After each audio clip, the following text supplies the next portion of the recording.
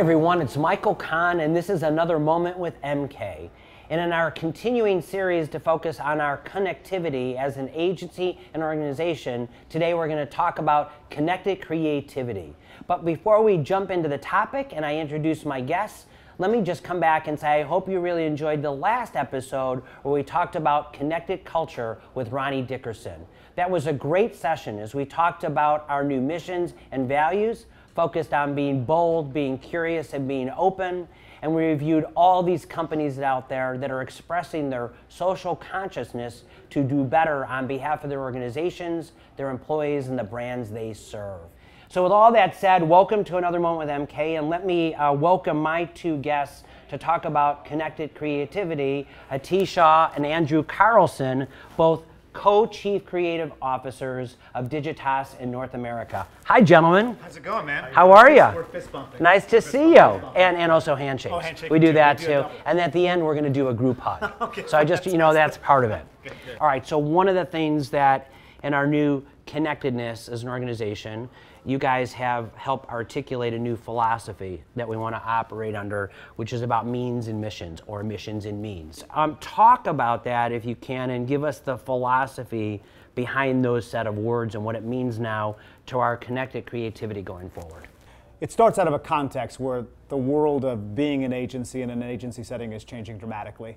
Advertising as we know it, this is no surprise to anyone, is tapering, right? The notion of traditional formats pushed to traditional channel, it's reaching near extinction based on subscription models and everything under the sun.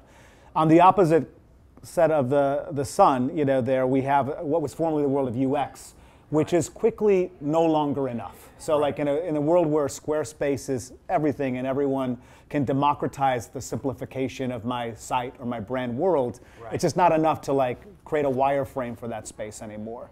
And if we were to crystallize in an elevator pitch, if you will, what that special sauce is or what that North Star is, we believe that the future belongs to mission-driven brands that give people the means to take action, And there's a recognition that the best work takes a comprehensive view of those things, and that if you're making something that's utility and it solves a problem, that it has a mind towards what the mission is that the company's trying to accomplish, and hopefully gives you a superpower to act on it. If you're creating a 30-second spot that's supposed to rally an audience to take action on something, that you give them a vehicle for taking action against the thing and participating in it. By looking at this in a way where we boil it down and build it back up around these key pieces, these key thoughts of missions and means, we think that we've got to something that's kind of a kernel of what good work looks like in 2018 and going forward.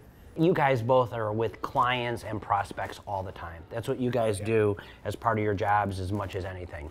So what have you heard differently from clients and prospects that would also reinforce why missions and means is so important by having a proper story you want to tell as a brand and understanding that the authenticity and efficacy of rooting that story is going to be in the delivery of the experience? What's happened with client conversations that would help support this? The thing that I think is the most common with clients is that they're so overwhelmed by the range of activities that fall under their remit in marketing, if you're a CMO, that they kind of grasp for the simplicity of, we're going to do a 30-second spot and we're going to do some wild postings and we're going to be done with it, and that doesn't exist today. So with absent a framework for how to think about where are you going to spend your money, because you can't spend it on everything, you can't expect people's time and everything, they sort of flail around a little bit. And you sense sort of the panic and frustration in equal parts on almost every brief and every new business pitch. We want partners who can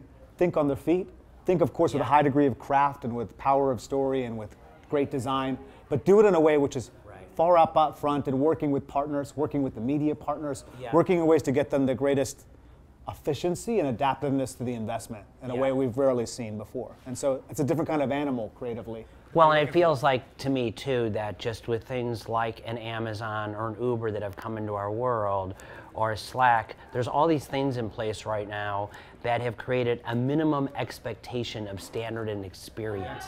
So now, in order to connect as a brand, if you don't have that reflected in your brand proposition, story, and strategy, then you're not going to deliver in any way on consumer expectations, regardless of how good the message is around all that. Yeah, we say this a lot with the design and experience, that people aren't comparing you to your competition much as you might want them to. They're comparing you to the best experience they had that day. So everyone wants your experience to be as frictionless, as beautiful as the Uber app, and they don't give you a pass if you're a bank. Like, you have to figure that out. So last question for today.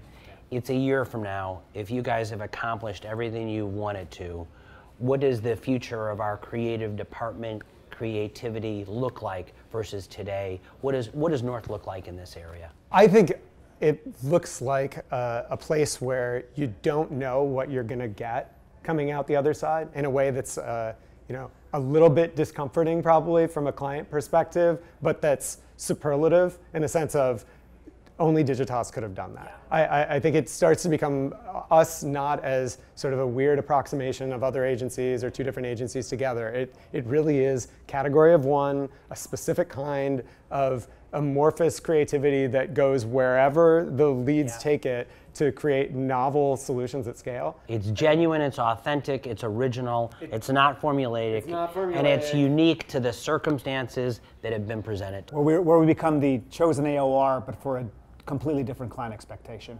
So where it's not because they're looking for a digital leaning shop or because of X, Y, or Z, or they want a traditional agency to like lead them into the promised land, if you will, but because they're looking for an atypical AOR that can come up with atypical solutions to big, hairy problems. And I think that we're uniquely solved to solve for that.